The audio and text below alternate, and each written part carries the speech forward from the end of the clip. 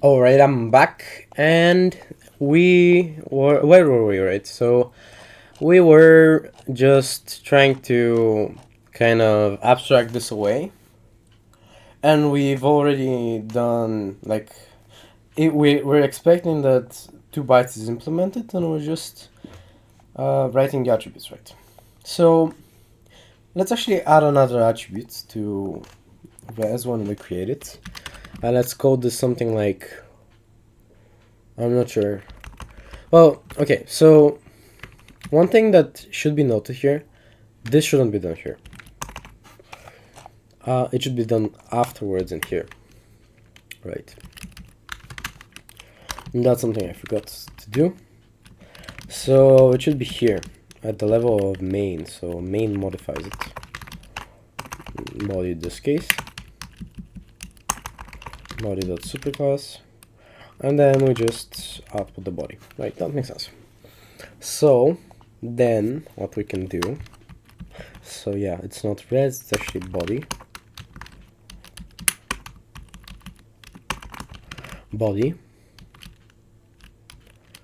Which, by the way, this actually can be created by just looking at what's in here. So it's a public what? So if you convert all of these to binary, you see, so it's a public no,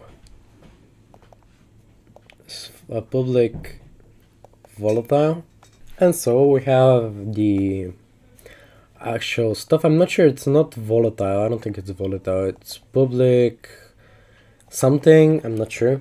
So what we can now do is, I imagine, just have an attribute, add an attribute. Like if you check out the hello world, right, it has an attribute called SourceFile, which just points back to the source file, which I feel like is the easiest thing we can do. Implement in here, we can just write something like, okay, let's what do we call this? We can call this the or yes, we can just do something like okay, body attribute push, and what is the attribute? Source file, which is actually going to be equal to what? To essentially just a UTF-8. No, it's an actual okay, so it's a UTF-8 thing ID. Alright, so this is body. Body attribute, right? Body push, and what is the attribute going to be? Attribute info, essentially body attribute new, and that's going to be attribute attributes source file, which is going to be so what is the attribute source file? In attribute we have source file, which has a name, so that's just name. Name use source file ID. So I guess at the end of the day, that's just going to be body constants create const info UTF-8, and that is going to be bytes. B essentially just output dot to vector, right? And that's it. So the thing is, right, attribute new, this is actually a needed function because, right, we have a string pool. We should have a string pool because attribute info is made up of the name of the attribute and then the actual attribute, which, I mean, it's alright. It's not too bad, but it's annoying. You feel me? So what we can probably do is just say All right, let's have this function called create attribute, attribute new, or attribute create, which takes in the attribute itself, so which is the attribute, and it returns you some sort of attribute info, I think. So for right now, we're going to do optimize this with having an actual string pool, right? But for right now, what we can do is just, I don't know, have something like fn name, which would just return a string, maybe a static string, or it would just be like self match self, and that's going to be code, self code and stuff, and whatever is here is going to be code, the source file and line number table. Alright, so that's code, that's source file, and that's line number table. Come on, and line number table. So that's it. And I don't know if this is gonna work, but what we can do is just essentially redo. Is essentially just have self. Actually, have something like immutable self constants create, and that constant going to be constant info. I guess constant info UTF-8, which is going to be bytes equal to essentially the byte string. Okay, so can we do something like, do we have an operation for the string? String bytes UTF-8 as bytes, right? So that's it, as bytes. So we can do something like self name as bytes, and that's to owned, probably to vector, and then we can just have something like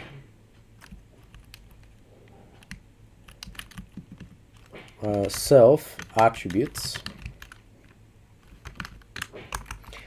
push, or maybe attribute, yes, add attribute, and that's going to return nothing. Okay, attributes push, right? We're evolving the mechanism as we go, so like now we're just adding the attribute directly. So we do push that attribute info, that's going to be called name, and then we just have attribute info, which is essentially just going to be name and attribute, because info, that's name and name index, attribute name index. I guess we can do something like name comma and just paste this with name, and that's it. So yeah, we just do add attribute. Instead of doing this, we can just do something like add attribute, which actually attribute, and that's it. So we can run it, and what do we have? Mismatching closing. Yep, way too many closing parents. And what do we get? Cannot find res.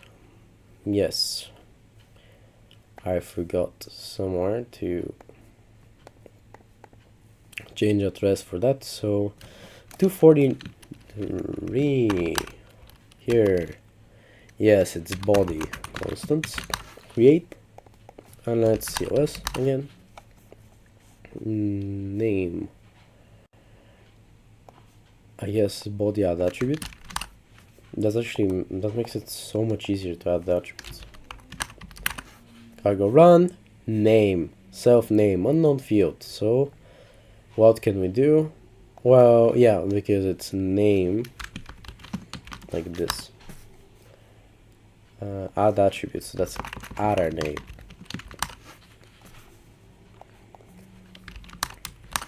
Okay, what's the problem? Is attribute one word? It's 2 R's, 2 T's, so that's just this. Cool. Alright, and now we have allow non-snake case. Yep, so she go to here and we allow non-snake case for the variables, and now it should work, right? So panicked. Attribute info 2 bytes. Okay, so it worked, but we don't really have attributes. So let's actually go to 159, since that's not implemented yet. So what can we do? Well, what we can do is just essentially bytes extend self attribute name index to be bytes, and then just adder to bytes of bytes, and that's it. We've implemented it. Okay, okie dokie. And then the next one, okay, yeah, okay, it's self-adder. And then the next one is going to be attribute. Okay, so now we can match this, and none of these I'm going to implement just yet. We're going to implement, I guess by default we're going to do something like panic, or maybe to do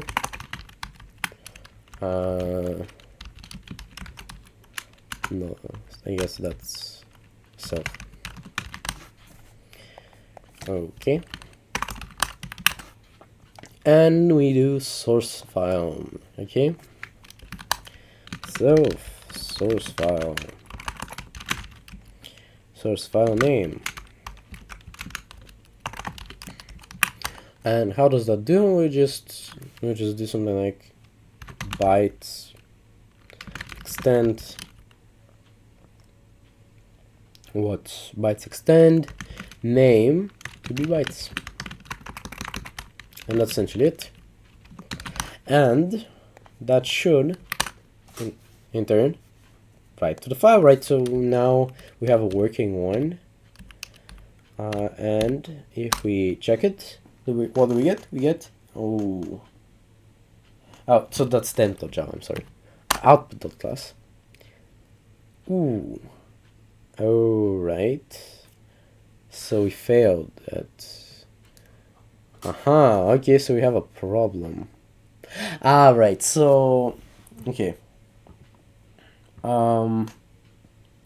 that's interesting. So what we can probably just do is something like let body equal to a vector new, a vector of u8s,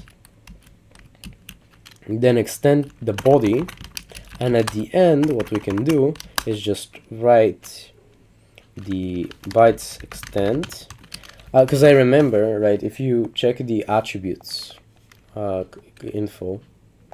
attribute info structure, we have the attribute name and index, its length, and then its length in bytes, and then its bytes. So what we can do is just this, I guess, body length, right, as u32 to be bytes, be endian bytes, and that's essentially it, right? So now that gets us the actual bytes for the thing, and we don't need to even bother with it. So yeah, and then we can extend bytes, extend by body. That should be it. And now it should be able to parse it. And what do we get? We get output, a string inside of the UTF-8 structure. That's cool. Okay, that's epic. So now we've basically done what we do for today. I was trying to get this working, right? We were trying to build out an actual thing, right? Well, we're not done just yet, right? We still got one big thing missing, which is kind of important. I don't know if I'm gonna be able to finish it today, but we'll try. And that's code blocks, right? And the actual functions, which are all just as important as all the other stuff. Even more important, I would say. So yeah, let's have the method pool. And how about, right, we have something like create function, which what it would do is, I guess, create method, in this case method, which in this case would return like a mutable method info structure. Wouldn't that be kind of cool? Right, and it's pretty simple. But the basic idea is that we would create that new method, and you would get like self methods push, and then you would have some sort of like name, which is going to be a string name. We have a name, we have a, what else do we have for methods? We have an access flags, I guess access, which is going to be U16, and we have a descriptor, which I guess right now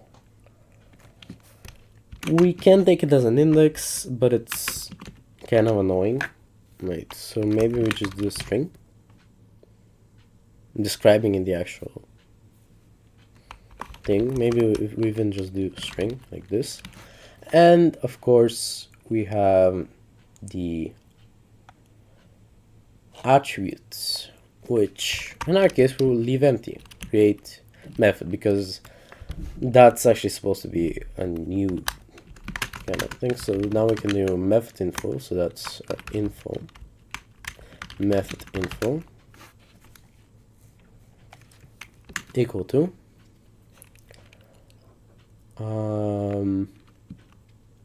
methods, I guess default. So then inside of the info we can just do something like info name index and index, I guess name index. We can just kind of parse all the stuff for the method itself. Name index, which is going to be equal to self constants create constant info UTF-8, which is going to be bytes equal to name to bytes, I guess as bytes. Come on, as bytes to vector. Come on. I don't know why my keyboard is becoming kind of weird, but it is what it is. So that is the name index, or in this case, yeah, name index. Then we have the access flags, which you already have. The descriptor, which I guess we can just push the constants.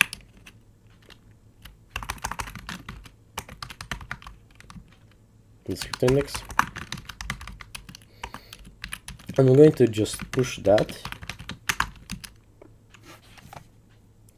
But wouldn't it be kind of cool if there was a function that's called like push, but it was immutable? No. Right, so, okay. We push some method info where we have the name index already done, access flags being access, the descriptor index already being done, and then the attributes being just default, so vector, and then we get that, and we can return self methods stop mutable. I remember there being a function called like top mutable, but I'm not sure. So let me actually check. So that's top.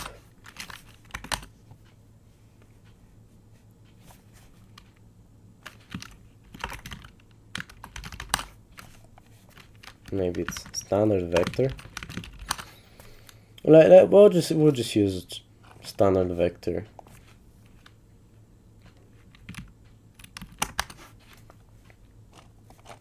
Come on.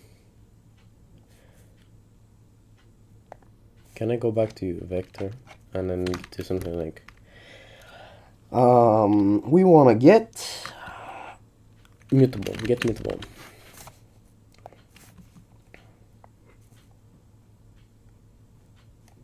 get unchecked mutable. Yep. Or I guess we just do get mutable because it's a little bit more safe, as people would call it. So we would get the length, I guess index self methods. We will get also the ID, so you get the ID and also the method info. So let's go to self methods length plus 1. Let's get mutable at ID -1 not unwrap, or maybe we'll just do something like ID and we'll return ID +1 maybe. And that's essentially going to be it. So that's ID +1 and that. And that's it. And now, let's see what we get.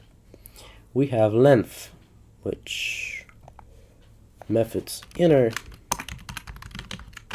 length. Methods inner push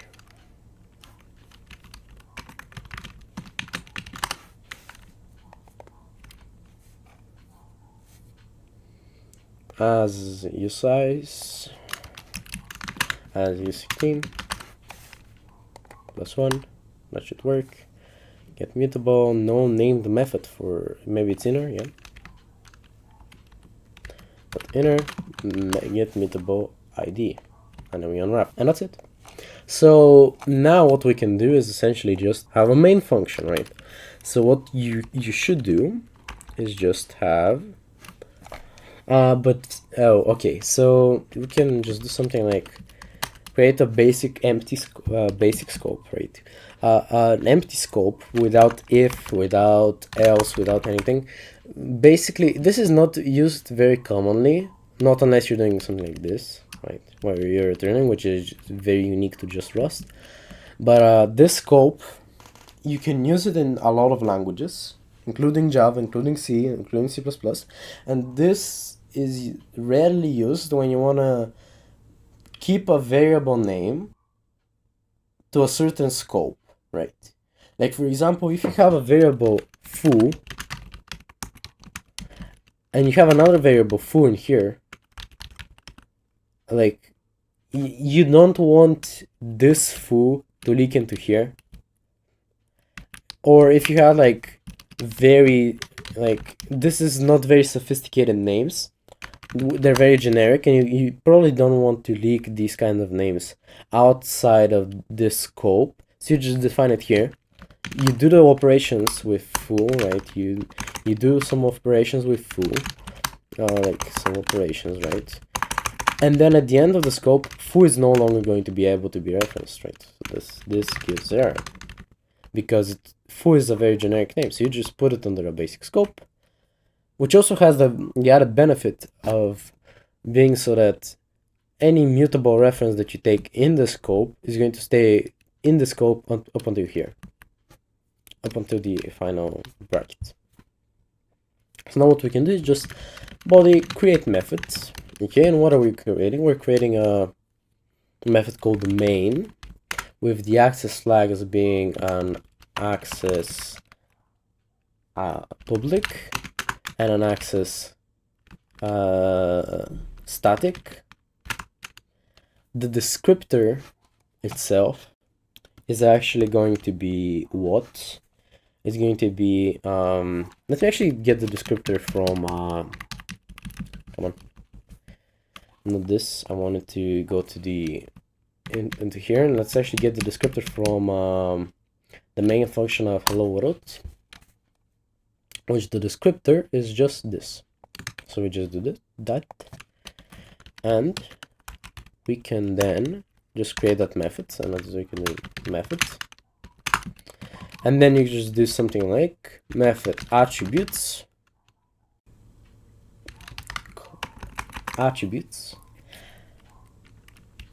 push attribute info, I guess body, that's kind of meh. Okay, so maybe we can do something like create attribute, but attribute, which would just return you the attribute info, kind of like this, except it's just this.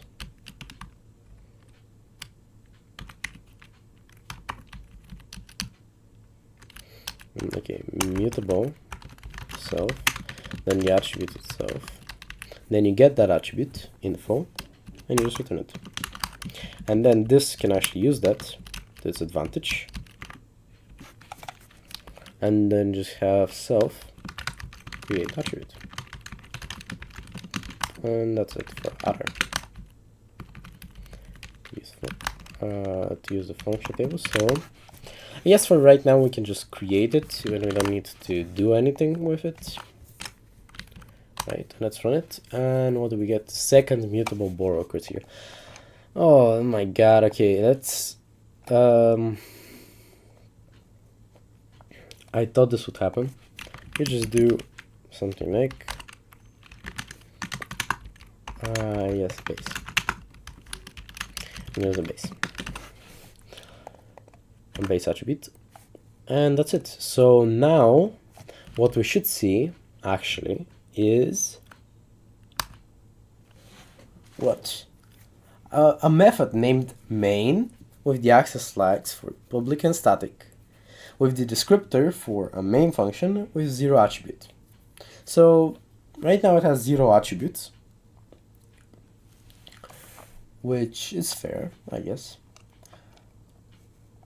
But we should be able to now add some code attributes, right? We can actually add some code. So the way we do that, we just create some sort of, we have an attribute called code, so we can just do something like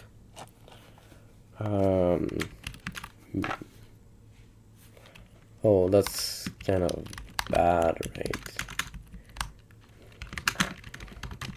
Init equal to body create attribute, because oh, not really, right?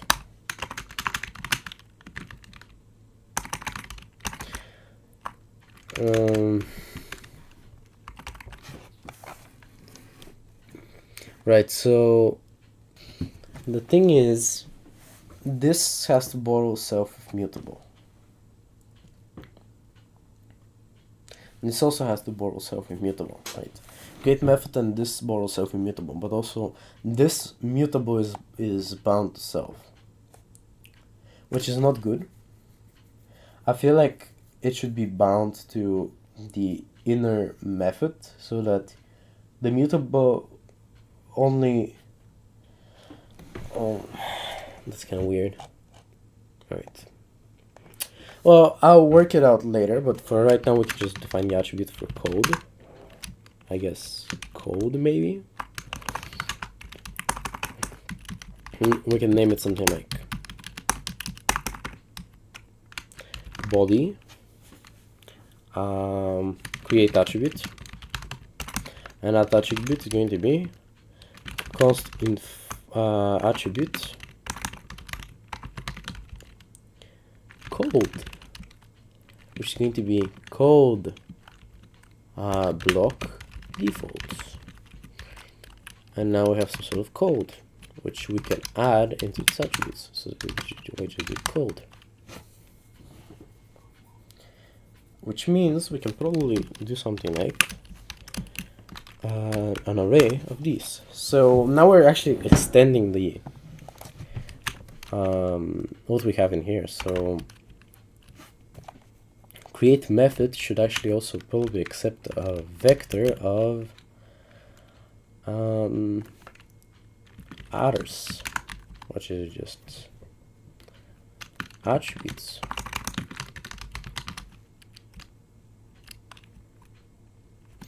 Or maybe a vector of attributes, so that then we can put attributes directly in here. Attributes, right, like this. And we no longer need to do that, we can just return EU, like the ID for the method itself. Alright, and we simplified the code actually quite a lot.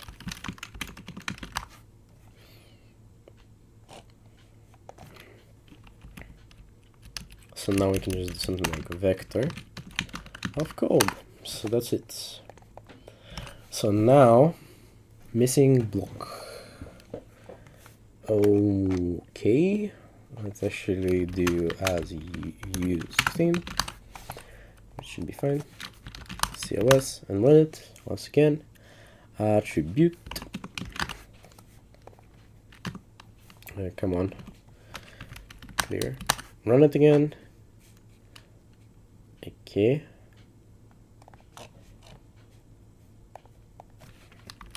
We're going to be block. Called block default.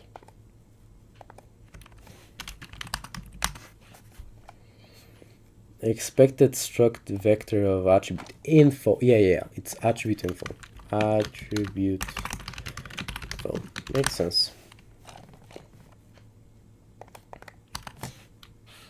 Okay. Yeah, kind of works.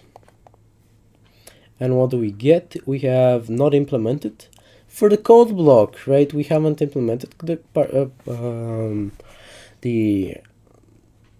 byte interpretation for code, right? So now what we can do is actually go to 146, like what the error message says, and we can just do something like code block, right? And then we can just do block, I guess, block 2 bytes, and that's our bytes, and that's it. No, it's actually mutable body. Right, yeah. Okay. Not implemented. Yeah. Now we've moved on to the second layer, where we haven't implemented the code block 2 bytes, which kind of makes sense. So now what we can do is just max stack. We can just do bytes extend self max stack to be bytes, right? And then we can extend this out to also have max locals. And then we have bytes for this code itself. So I'm not quite sure how code worked, which, yeah, that's a thing. So we can probably do something like, I feel like I have a vague memory, but I'm going to check anyway, that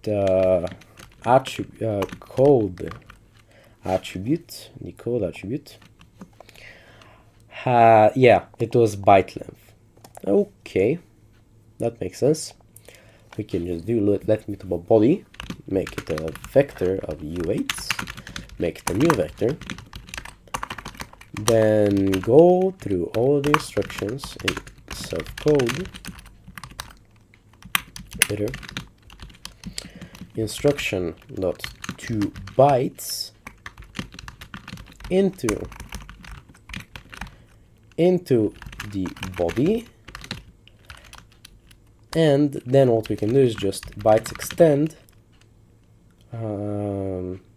by self body length, or in this case not self body, just body, to be bytes. So that's kind of cool. And then the actual byte itself. So then we just do extend with body.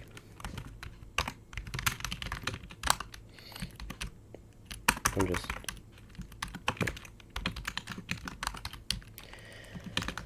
okay, and then we have the exception table, which I don't want to do right now. Exception table is the exception table length, so I guess it's just a case of doing self exception table length as u16 to be bytes,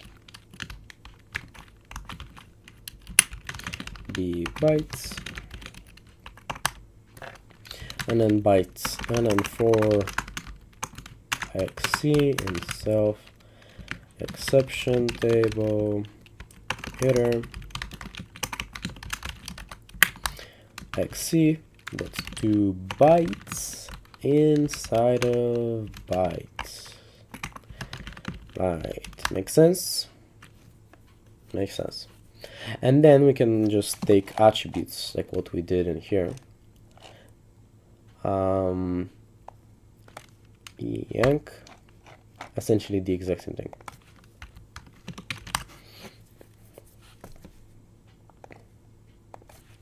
Understood it? Okay. Okay. We wrote something. Let's see if we can decompose. Okay. Okay. That's kind of cool.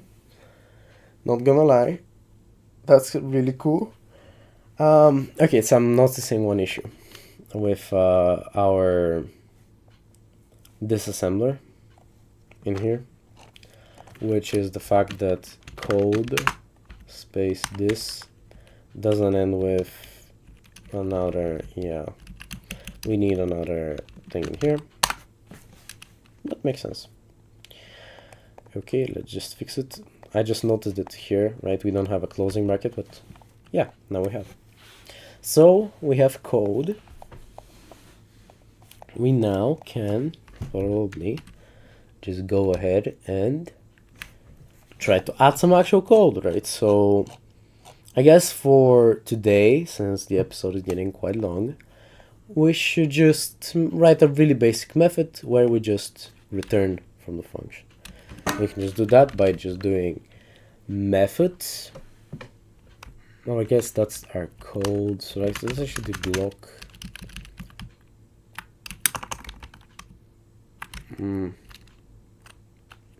Sure. Then we can actually do the block, which is going to be called block default, and then that's going to be just going to be block. And inside of the code block, let's just have the return instruction, right? So we just do block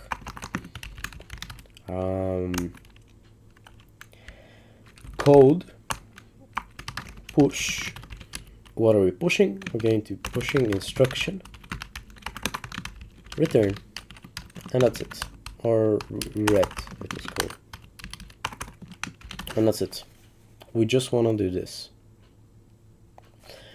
Which, if we do, we get a panic, right? Because we haven't implemented the instruction to bytes yet. So, what we can do is actually, well, we're going to keep this a little bit like, we're going to match self. And then we're going to do I guess the the default case is going to be this, and then that's gonna be it. And that's gonna be self. And I guess for right now, like, let's actually let the compiler tell us what we haven't implemented yet. Okay. What we haven't implemented yet? We haven't implemented return, right? So that's what we haven't implemented. So we just do self return. How does that actually end up becoming bytes? That's just bytes extend the opcode for return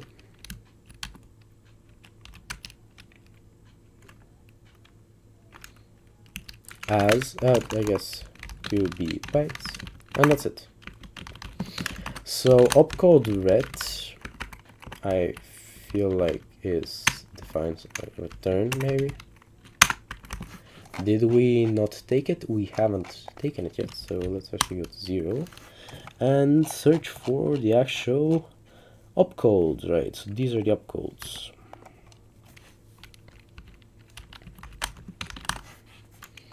And this is exactly what we want. That's const bool, then the code exception, and then we have instruction. Undo, paste, undo. Oh my god. Paste.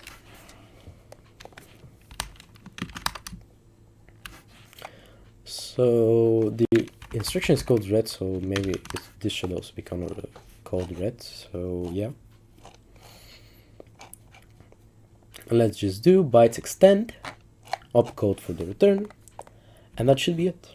Right. Okay, so we've written it, and now if we run it, we get return. Right. So the code is return, as you can see. Main function code return.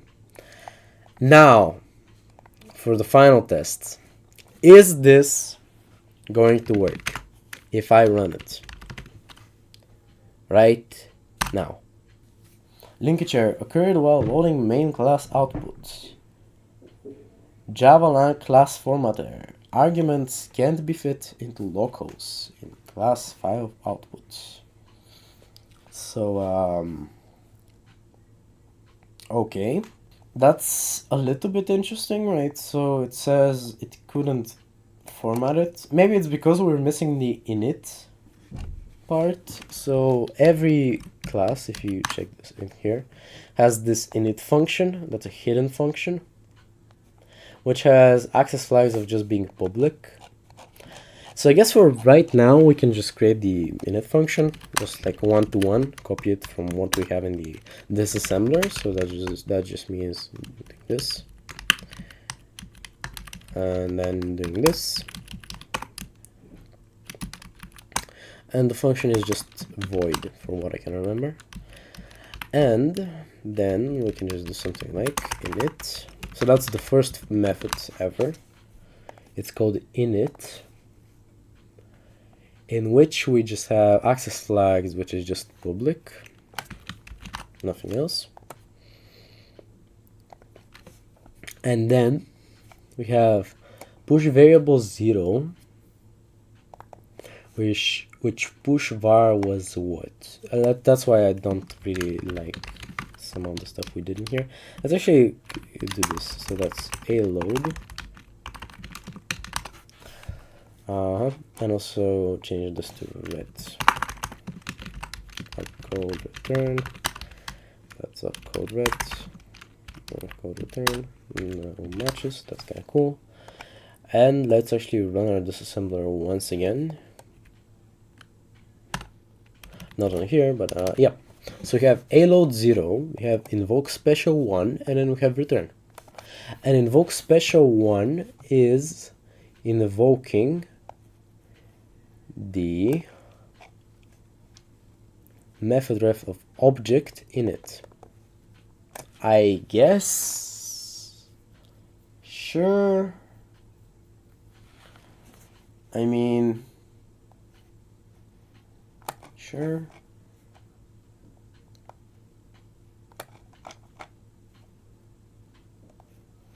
So wait.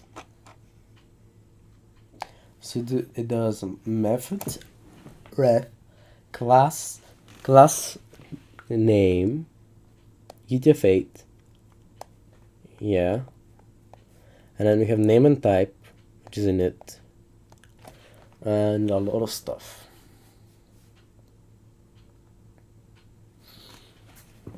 So that's one.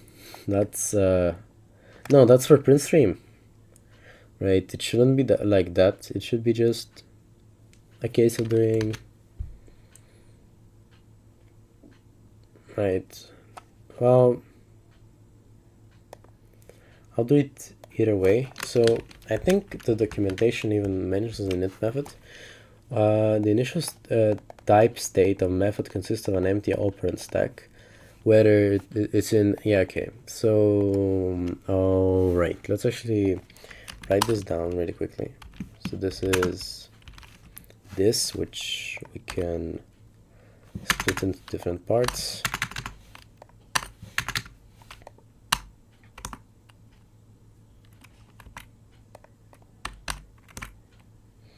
And you have the name and type.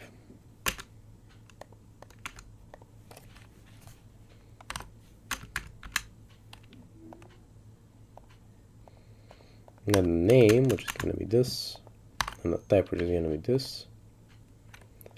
Okay. That closes this.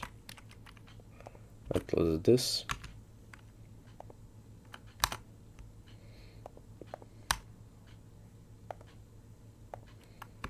Okay, so that's it. This one we don't need. Okay, and that's it. So we need to initialize something like that. So method reference. So maybe I don't know what. Okay, so it's part of the constant pool. It's it has a class index and then a name and type index. I guess we can make a function called create method ref, which is essentially just a name, which is a string, and then a descriptor, I guess a class, which is a string, and then a name and type, which is also a string. That's for quick creating stuff, right? You probably shouldn't be using this.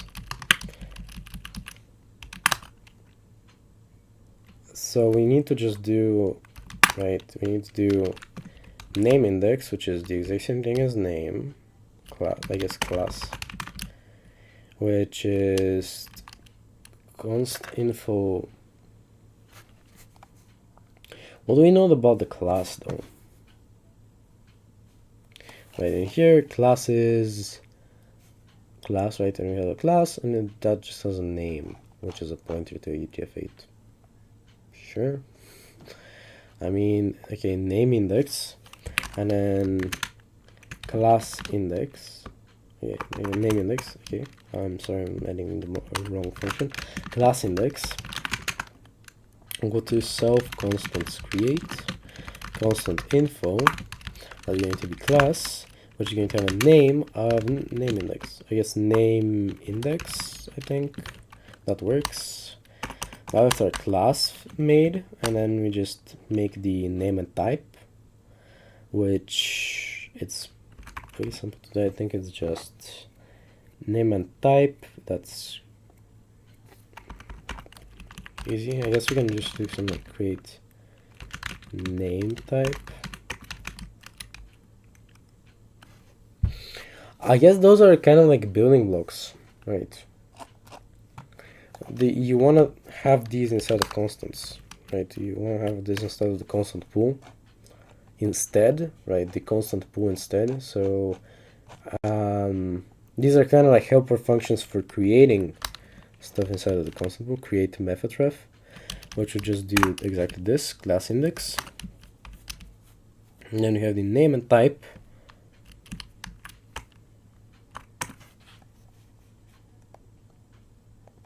I guess name and a type, maybe. Just string type. So you have that's kind of like contradictory. So that's name index equal to class name index, right? And then we can get the name index, which is the exact same thing.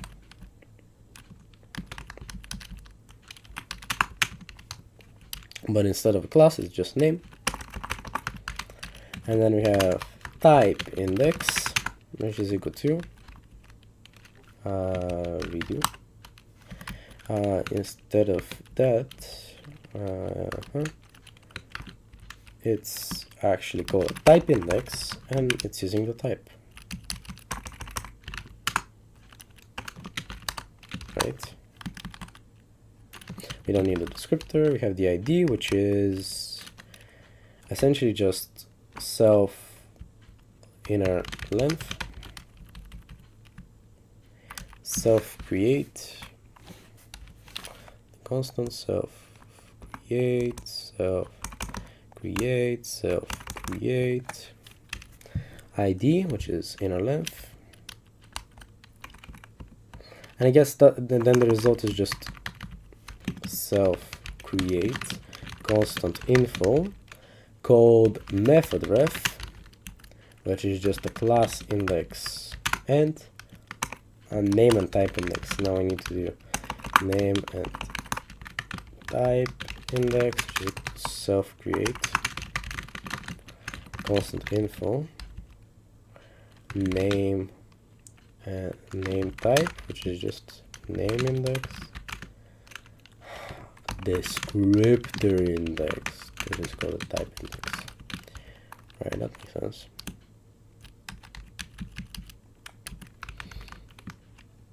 Name method ref, which is a name and type index, type index, and that's it.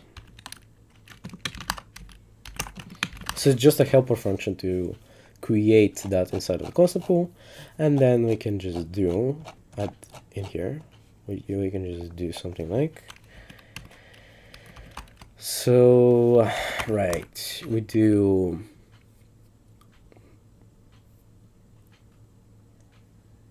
We need to get the method ref. Method, I guess that's just init func, which is just body constants create method ref. Out of what? We're creating a method ref to a Java lang object. We're using init, and its descriptor is essentially this, and that's it. And then we can do block.code.push, and the instruction is called invoke special, I think. Right, if we look at the disassembly and if we just copy the code really quickly, we have a load 0, and then we just invoke special.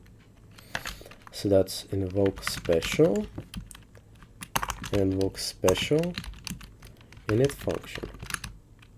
Invoke special, I think, was ID, so that's it. And then we just do block code push instruction a load, and the ID as the count is going to be equal to 0. That's it. Alrighty, and then we just run it again and see what we have errors. So the first error is at 82. So yeah, self mutable self makes sense, and then we can clear. And then we have name and type index, which variant not found. Maybe we have const info. Yes, so name and type. Now we need to copy some of them. Name type, which is annoying. Okay, and now we need to do even more factoring. Also class, not to mention class, which is just some more BS. Alright, so now we have the class. We can just copy these stuff. It's like very like poorly designed, I think. Okay, we already have class. I know these are like they're not too bad, but they're just annoying, really. Like that's all there is to it. They're annoying. And I guess at the end of the day, that's kind of all Java bytecode, because as you saw, it's not very well designed. Everything is in one place, like in one constant pool. It would have been a lot easier if they had like different pools for different stuff, like for example a string pool, class pool, name pool, I don't know. Kind of like what Elf has, which I think it might be kind of cool to explore that as well. But for right now, we can just do name index to be bytes and descriptor index to be bytes.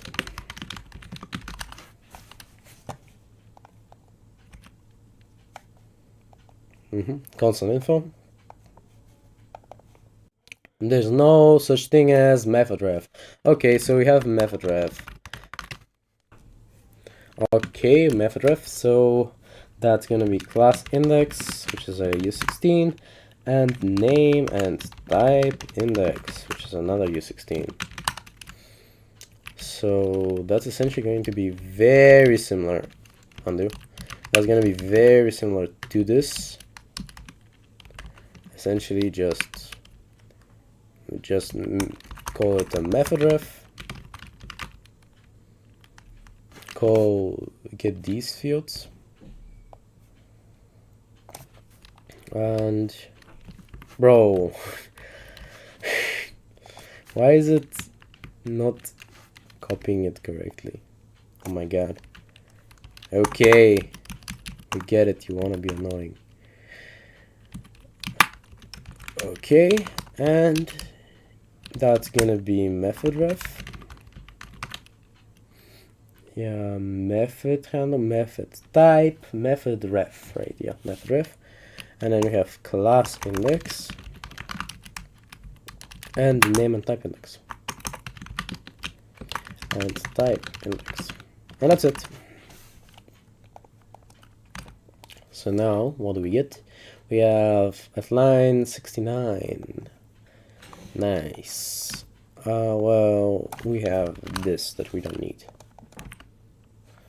And then we get to instruction to bytes, right? So we parse the entire thing, no errors. We just get to instruction to bytes, which hasn't been implemented for a load, right? So 151. Now a load is going to be a little bit more specific, because we're now going to have to match the different types of counts, and depending on the count, we're going to have to use a different instruction. So if it's 0, if it's unknown, we're just going to say, I guess, invalid error, invalid count. And then for different ones, you just use different opcodes. Invalid count, a load, this, a count. So if it's 0, that means we just use opcode a load 0, and we can actually just do something like op equal to that, and just bytes extent op to be bytes. And then we just check for different stuff, like for example in here we can just inline this, and then have u shift v yank here new line, paste, and that's essentially going to be, this is going to be 1, 2, and 3, and this is going to be 1, 2, and 3. So that's it for the 3 a loads. And then the next one, so it's missing a semicolon, it's missing a semicolon here. And then the next one is invoke special, which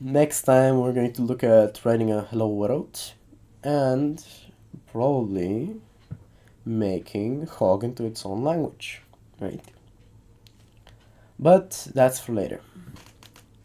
And as for right now, for me, bye.